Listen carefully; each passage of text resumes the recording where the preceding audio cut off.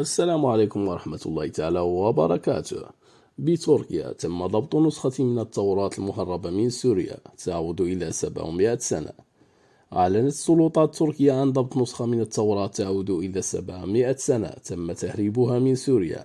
وأوضحت السلطات أنها تم ضبط هذه النسخة خلال الأسبوع الجاري عند محاولة بيعها مقابل 1.5 مليون دولار.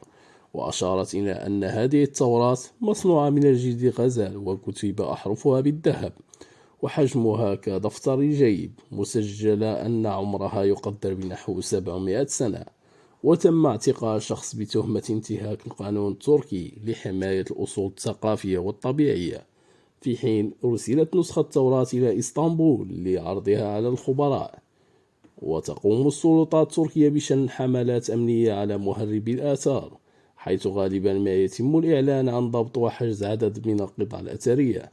وتعود آخر عملية من هذا القبيل إلى أمس الجمعة، حيث حجزت فرق الأمن 431 قطعة لعملات معدنية قديمة في إسطنبول. ويعتقد أن هذه القطع تعود لحقب اليونانية والرومانية والبيزنطية والعثمانية، إضافة إلى 16 رأس سهم وقلادة. شكرا لكم. لا تنسى الاعجاب بالفيديو والاشتراك في القناة وتفعيل الجرس ليصلك كل جديد.